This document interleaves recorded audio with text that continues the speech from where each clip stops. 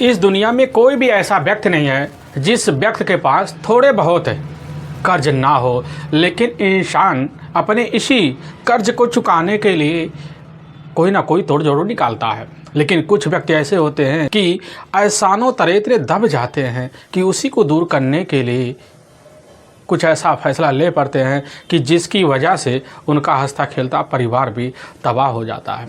आज की घटना में सेम कुछ ऐसे होता है। एक पत्नी अपने परिवार की मजबूरी को देखती है और उसको दूर करने के लिए कुछ ऐसा फैसला ले लेती है जिसकी वजह से उसका जो परिवार होता है तबाही के कगार पर पहुंच जाता है और एक दिन खुद उसका जो पति होता है हमेशा हमेशा के लिए बड़े ही षड्यंत्र तरीके से इस दुनिया को छोड़ के चला जाता है। लेकिन जब लोगों के सामने सच्चाई निकल के आती है, इससे सुनने के बाद लोगों के रूह तक खड़े हो जाते हैं। आखिर क्या था आज की घटना में, आज की घटना में क्या हुआ, आज की घटना की आप पूरी तह तक सच्चाई जानने के लिए इस वीडियो को आप लास्ट तक जरूर देखिएगा। नमस्कार दोस्तों, मैं प्रदीप कुमार आपको इस टेढ़ी बात चैनल पे मैं स्वागत करता हूं। दोस्तों आज की यह जो सच्ची घटना है, यह घटना सुनाने से पहले मैं आपसे एक छोटा सा रिक्वेस्ट करना चाहता हूं, क्योंकि आप अगर इस चैनल पर नए आए हुए हैं, पहली बार आए हुए हैं, तो एक बार जाकर आप अपने इन्हीं प्यारे हाथों से आप इस चैनल को सब्सक्राइब ज़रूर कर लीजिएगा, ताकि आपकी वजह से, आपकी चाहतों की वजह से आज जो वीडियो काफ़ी लोगों तक पहुंचाया जा सके, और इसके लिए हम आपके तहे दिल से शुक्रगुजार रहेंगे। दोस्तों आज की यह जो सच्ची घटना है, यह घटना ठीक उत्तर प्रदेश की ही राजधानी पड़ती है लखनऊ, और ठीक लखनऊ से एक रोड निकलता है सीतापुर के लिए, और ठीक सीतापुर के ही रोड पर ही एक बख्शी का तालाब पड़ता है, और ठीक उसी का ही एक शिवपुरी बड़ा खेमपुर गांव पड़ता है। मैं बात कर रहा हूं ठीक 25 दिसंबर, अब शाम का ही टाइम होता है, तो एकदम चारों तरफ अंधेरा कगार पर आ जाता है। तो इधर शिवपुरी बड़ा जो खेमपुर जो गांव पड़ता है, उसी गांव का मेन रोड होता है। अब उसी रोड पर ही गोलैया मोड़ पड़ता है। तो गोलैया मोड़ पर मौके पर एक रोड निकला हुआ होता है जो सीधा सीधा जाता है। तो उसी गोलैया मोड़ की ओर से जो होता है एक व्यक्ति आता है, जिस व्यक्ति के साथ दो व्यक्ति और होते हैं। एक बाइक होता है और वही बाइक आकर इधर गोलैया मोड़ पर ही रुक जाता है। लेकिन वहाँ जो व्यक्ति होते हैं वह खड़े होकर किसी व्यक्ति का इंतज़ार करते हैं। तभी जैसे ही अब कुछ मिनट बीतता है, कुछ मिनट बीतने के बाद वहीं पर एक बाइक आता है। वह बाइक जो होता है दूसरे साइड से आ रहा होता है। ऐसा लगता है जो बाइकर होता है वह बाइकर ठीक शिवपुरी के ही जो बड़ा खेमपुर गांव है उसमें ही वह जाने के लिए मौके पर निकला होता है।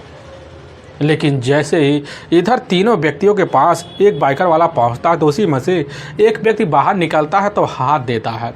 तो पता चलता है कि जो एक बाइक आ रहा होता है उस बाइक पर बैठने वाला होता है एक राम कुमार, और उसका खुद का एक अपना भतीजा होता है मौतेले, उसी पर बैठे होते हैं। राम कुमार अपनी बाइक सहित जो होता अपने भतीजे को लेकर इधर शिवपुरी और बड़ा खेमपुर की तरफ जा ही रहा होता है। तभी उसी में से एक व्यक्ति निकलता है और उसी समय राम कुमार से बात करना शुरू कर देता है। लेकिन न जाने क्या हो जाता है कि राम कुमार के साथ जो होता है उसी वक्त हाथापाई शुरू हो जाता है। जो बाइक पे बैठा हुआ एक व्यक्ति होता है बगल वाले, वह व्यक्ति तुरंत ही इधर राम कुमार के पास आता है और अपने ही जेब से रिवॉल्वर निकालता है। फिर एक के बाद एक गोली जो होता है राम कुमार के ऊपर चला देता है, और राम कुमार वही तिड़मड़ा कर गिर जाता है। लेकिन बगल में बैठा उसका जो अपना भतीजा होता मौतेले, वह उठ खड़ा हो जाता है। और लेकिन जब तक उठ खड़ा होता, जब तक तीनों को देखता, तो उसी समय अपने रिवॉल्वर लहराते हुए मौके पर वहाँ से फरार हो जाते हैं। और मौतेले देखता है कि चारों तरफ मौके पर सन्नाटा पहरा हुआ है, क्योंकि सायंकाल का वक्त होता है, कोई इर्द गिर्द दिखाई नहीं देता है। मौतेले परेशान हो जाता है। उसी वक्त अपने ही मोबाइल से इधर अपने ही जो चाची होती हैं इधर ममता को फ़ोन लगा देती है। ममता कोई और नहीं होती है बल्कि राम कुमार की अपनी पत्नी होती है। दूसरी तब फ़ोन तब लगाता है तो उसी वक्त ममता फ़ोन को रिसीव कर देती है। मौतेली वहीं पर कहने लग जाता है कि चाचा को ही, बगल के ही जो चाचू है ना ज्ञानू, अपने दो साथियों को लेकर यही मोड़ पर तो खड़े हुए थे, लेकिन वह ना जाने क्या इनके बीच हो गया कि वह चाचू को बड़े बेरहमी तरीके से गोली चला दी, जिसकी वजह से मौके पर ही ज़मीन पर तड़फड़ा रहे हैं। लेकिन दूसरी तरफ यह खबर जैसे ही अब ममता को लगता है तो सुनकर वह सनस रह जाती है। उसी समय अपने घर में अफरा तफरी मचवा देती है और इसकी जो सूचना होता है उसी वक्त जाती है मौतेले के जो अपने पिता होते हैं अब जयकरण को दे देती है, क्योंकि ममता के ही जेठ होते हैं जयकरण।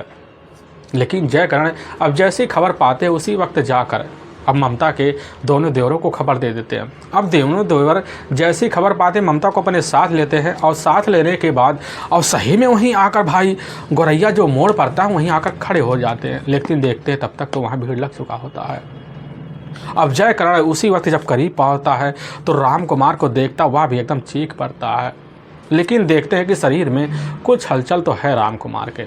उसी वक्त वहाँ कैसे न तैसे कर कर बक्शी का तालाब ले जाते हैं। फिर वहीं से ही एक सवारी करते हैं और उसी सवारी से ही लखनऊ के KGM मेडिकल अस्पताल ले जाते हैं। ले जाने के बाद जब डॉक्टर वहां पर देखते हैं राम कुमार को तुरंत इलाज करना शुरू कर देते हैं। लेकिन इलाज के ही कुछ ही मिनट बाद इधर राम कुमार जो होता है इस दुनिया को छोड़ के चला जाता है।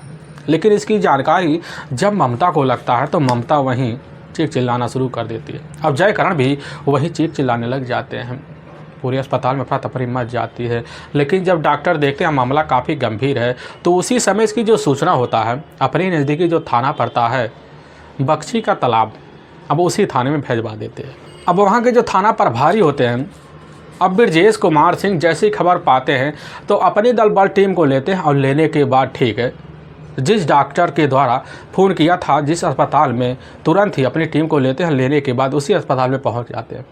पहुंचने के बाद अब राम कुमार के बॉडी को वहीं अच्छे से तौर तरीके से निरीक्षण कर देते हैं। अब करने के बाद वही ममता के परिवार वालों से पूछताछ करते हैं। लेकिन ममता का ही अपना जो पति होता है राम कुमार का ही चचेरा भतीजा होता है मौतेले मौके पर वहीं खड़ा होता है। पुलिस की टीम जैसे उसके पास जाती है मौतेले से पूछताछ शुरू कर देती है। मौतेले जो होता है बिना किसी संकोच के ही वहाँ के थाना प्रभारी अब ब्रजेश कुमार जो सिंह होते हैं उन्हीं के सामने कहने लग जाता है कि साहब हमारे ही बगल में ही दूध डेयरी है। वह दूध डेयरी जो होता है हमारे ही अपने चाचू होते हैं ज्ञानू सिंह का है। साहब वही हमारे चाचा को बेरहम तरीके से अपने दो दोस्त एक राजा था एक कुलदीप कोई था उसी के साथ मिलकर अपने ही मुकाम को हासिल किए हैं। यह बात थाना प्रभारी जब सुनने के बाद उसी वक्त मौतेले से कुछ और पूछताछ कर लेते हैं। इधर ममता से वहीं पूछताछ कर लेते हैं और उसी अस्पताल में इधर राम कुमार के बॉडी को ही पोस्टमार्टम के लिए अब मोर्चरी भिजवा देते हैं। पुलिस की जो टीम होती है अब ममता के ही तहरीर जानू और साथ में कुलदीप और एक और व्यक्ति होता है ज्ञानू का अपना दोस्त होता है राजा के खिलाफ धारा 302 और 324 के तहत हत्या का मुकदमा दर्ज कर लेती है। एक टीम आती है फोरेंसिक टीम जो होती है घटना पर पहुंच जाती है। थाना प्रभारी जाते हैं वहाँ कुछ मिट्टी का सांस लेते हैं और लेने के बाद सबूत को इकट्ठा कर लेते हैं। लेकिन सबसे पहले पुलिस के सामने चैलेंज यही बन जाता है कि आखिर ज्ञानू का जो होता है अब राम कुमार के साथ क्या दुश्मनी हो सकता है। इसीलिए पुलिस की जो टीम होती है सबसे पहले जाती है।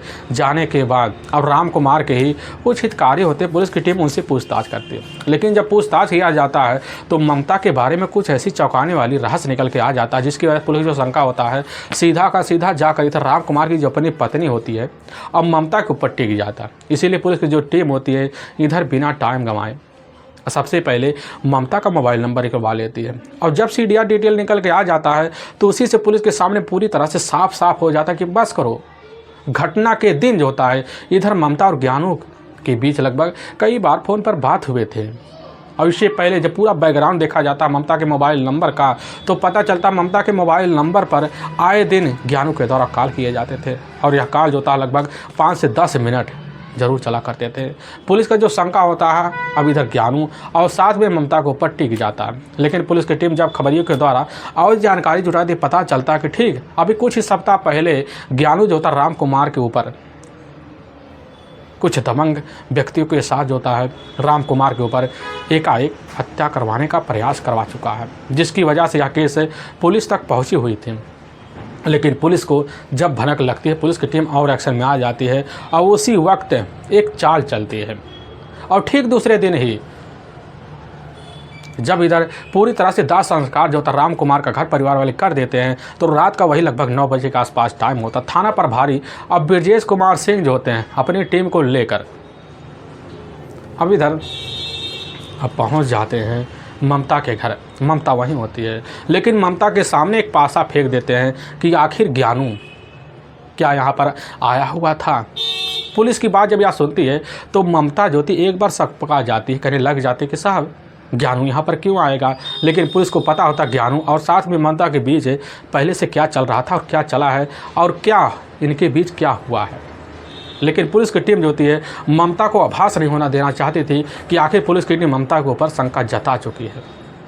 इसलिए पुलिस की टीम ममता से कहने लग जाती है कि तुम्हारे पति जो राम कुमार है उनकी जो हत्यारा है वह कोई और नहीं है बल्कि तुम्हारे ही पड़ोस का जो दूध डेयरी है उसी का जो मालिक है अब ज्ञानू है। लेकिन हाँ, उसी का एक अपना और करीबी दोस्त है अंकित कुमार और साथ में रामा और एक कुलदीप है, चारों है। अगर तुम्हें कहीं भी वह दिख जाए इसकी सूचना हमें तुरंत दे देना। यह बात कहकर वहाँ तो थाना प्रभारी और टीम तो चले जाते हैं, लेकिन ममता जो होती है वह तनिक भी शंका नहीं कर पाती कि पुलिस अब हमारे ऊपर शंका गड़ाकर बैठी हुई है। पुलिस की टीम जो होती है जब दूसरे दिन देखती कि अभी तक थाने में ना ममता आई, अब ना ज्ञानू सिंह आया, ना इधर जो था अंकित आया और ना राजा आए, आखिर यह चालों कहाँ चले गए। पुलिस की टीम जाती है, इधर पहुँचती है ठीक शिवपुरी बड़ा खेमपुर। अब जब वहाँ पहुँचती है पता चलता ममता के घर में तो ताला लगा हुआ है। तो पुलिस की टीम को पता चल जाता ममता जो होती है इधर ज्ञानू सिंह और साथ में अंकित और साथ में राजा के साथ कहीं ना कहीं घर बार छोड़कर चली गई। पुलिस का जो शंका था और बढ़ जाती है, इसलिए पुलिस की टीम उसी वक्त मुखबिरी लगा देती है और मुखबिर को अलर्ट भी कर देती है। और इधर ज्ञानू का मोबाइल नंबर लेकर उसके मोबाइल नंबर को सर्विलांस पे भी लगा दिया जाता है। अपने हिसाब से पुलिस की टीम जब तलाशी करना शुरू कर देती है तो पुलिस के हथकंडे से ज़्यादा दिन बच भी नहीं पाते हैं। और तभी ठीक 27 दिसंबर साल 2019 का ही अब जैसे ही रात का वही 2 बजे का आसपास टाइम होता है, उसी वक्त मुखबिरों द्वारा सूचना मिलता है अब इधर बक्शी के तालाब के जो थाना प्रभारी होते हैं ब्रजेश कुमार सिंह को भगतपुर जो तिराहा है उसी तिराहे पर मौके पर चारों खड़े हुए। लेकिन पुलिस की टीम जैसे ही खबर पाती है उसी वक्त अपने दल बल टीम को लेती है और भगतपुर तिराहे पर पहुंच जाती है। और भगतपुरवा तिराहे पर जब पहुंचती है तो सही में वहां पर चारों मिलते हैं। लेकिन जब देखती है पुलिस की टीम ममता के हाथ में एक झोला है, पुलिस की टीम समझ जाती है कि बस करो, चारों भागने के फिराक में थे। पुलिस की टीम वहीं चारों को कब्जे में लेती है, लेकर थाने पहुँच जाती है।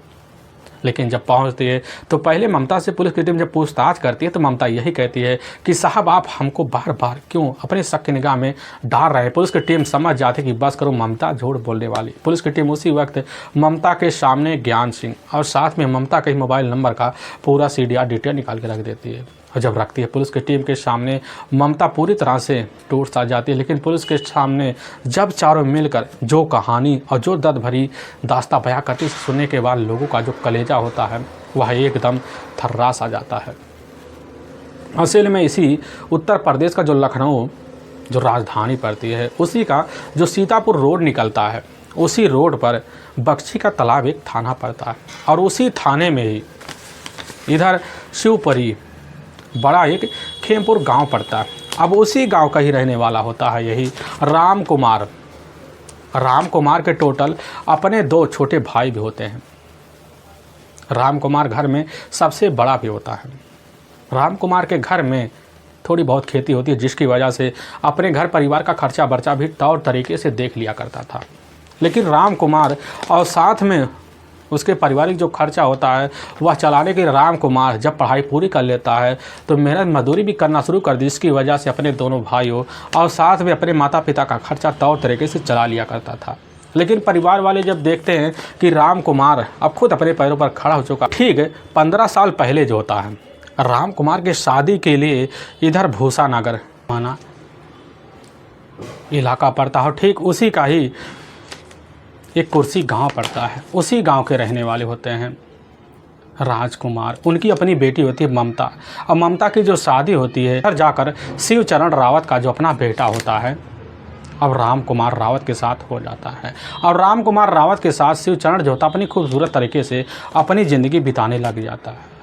अब बीते बीते लगभग कई सालों का जब वक्त बीत जाता है तो राम कुमार और साथ में ममता के बीच टोटल 2 बच्चे हो जाते हैं। अपनी खूबसूरत तरीके से अपनी ज़िंदगी जोता है, इधर अपने घर में राम कुमार रहकर जीना शुरू कर देता है। लेकिन कुछ काम के सिलसिले में मौके पर अपने ही बाज़ार उसका आना जाना होता है। आने जाने की वजह से इधर ममता भी बड़ी चिढ़ से जाती है कि आखिर उनका रोज़ बाहर आना जाना तो होता है, लेकिन एक पैसा घर में कमा के लाते नहीं, आखिर पारिवारिक खर्चा कैसे चलेगा। इसी की वजह से अब चिड़चिड़ापन जो थी ममता अपने पति के सामने हर रोज़ दिखाना शुरू कर देती है। तब एक दिन ममता जो थी खुद अपने बहन के ही गाँव, जो ठीक है वही शिवपुरी एक मानपुर लाला गाँव पड़ता है, उसी गांव की अपनी बहन रहने वाली होती ममता वहां पहुंच जाती, अपनी बहन के सामने सारे दुखड़े रख देती है, मजबूरी को बता देती है। तभी उसकी बहन बताती है कि हमारे ही गांव का रहने वाला ज्ञान सिंह यादव उर्फ ज्ञानू है, जो तुम्हारे गांव में ही उसका काफ़ी आना जाना है, क्योंकि उसका खुद का एक अपना डेयरी है और दूध को लेकर अपने ही मार्केट में जाता है और वहाँ अच्छे खासे मुनाफे पैसे लेकर अपने घर चला आता है। रोज़ का यही काम है। अब जैसे इस चीज़ की जानकारी ममता को लगता है तो ममता अपनी बहन को अपने साथ लेती है और ठीक ज्ञानू के घर पहुंच जाती है। लेकिन ज्ञानू जैसी पहली नज़र में ममता को देखता है तो देखने के बाद ऐसा नहीं लगता कि ममता भी 2 बच्चों की माँ है, और देखकर वहीं खूबसूरती फिदा हो जाता, वहीं पर बात करता है। लेकिन ममता वहीं अपने पति की नौकरी की बात कर देती है तो ज्ञानू कह देता है ठीक है, कल से हमारे पास तुम्हारा जब अपना पति आ जाए उसको हम भी अपने काम में लगवा लेंगे। ज्ञानू जो होता है अपनी ज़िंदगी अपने जीवन में रहकर अकेले ही गुजार रहा होता है, क्योंकि अभी तक ज्ञानू की शादी नहीं हुई थी। उसके घर परिवार में उसके अपने माता पिता भी होते हैं, लेकिन एक बड़ा ही तेज तर्रार युवक भी होता है, हैसियत वाला भी होता है। उस गांव में ज्ञानू का काफ़ी मान सम्मान होता है।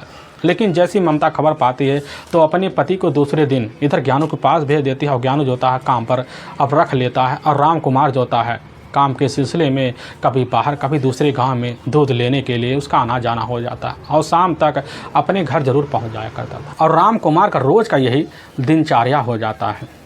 लेकिन जब भी मौका मिलने के बाद ज्ञानू जो होता है कभी कभी अपने गाँव शिवपुरी बड़ा खेमपुर आना जाना भी होता है। आने जाने के बाद जब भी मौका मिलता है तो इधर राम कुमार के घर जरूर पहुंच जाता है। लेकिन उसकी खूबसूरत पत्नी ममता को जब देखता उससे बात करने के लिए भरपूर कोशिश करता, लेकिन ना जाने कब ममता और साथ में इधर ज्ञानू के बीच संबंध भी बन जाते और संबंध का जो सिलसिला होता है बेधड़क ममता और साथ में ज्ञानू के बीच चलना शुरू हो जाता है। क्योंकि ममता की जो उम्र होती है उस समय 40 साल के पार ही होता है और ज्ञानू का जो उम्र होता है लगभग 25 साल के ही नीचे होता है।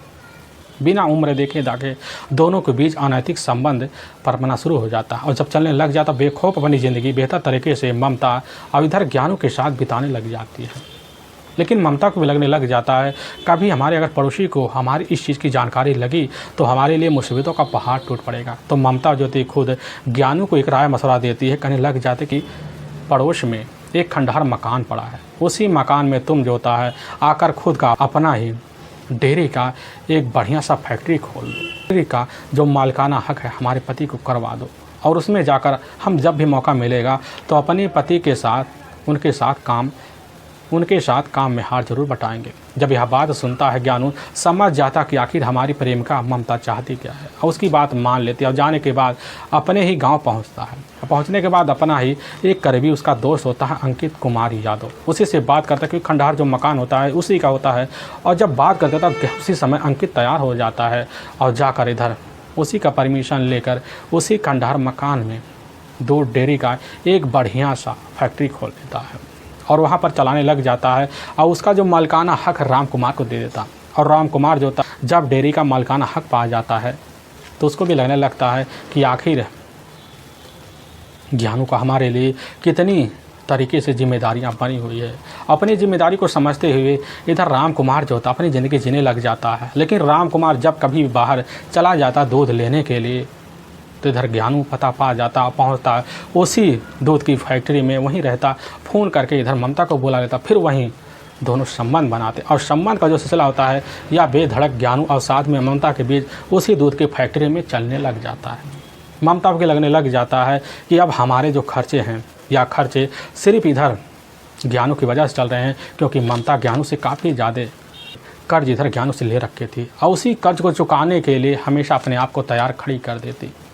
अब ज्ञानू भी उसी का फ़ायदा उठाता रहता। अब यह सिलसिला जब चलने लग जाता है, इसकी जो खबर होती है जाकर आस पड़ोस के कानों में पहुंचती है, लेकिन ये खबर जाकर सीधा का सीधा राम कुमार के कानों में जब पहुंचता तो एक बार सन्न से रह जाता है और उसी दिन से ठान लेता है कि अपनी पत्नी और साथ में ज्ञानू की सच्चाई को सबके सामने ला के रहेंगे। और उसी दिन से सच्चाई जानने के लिए पीछे भी पड़ जाता है।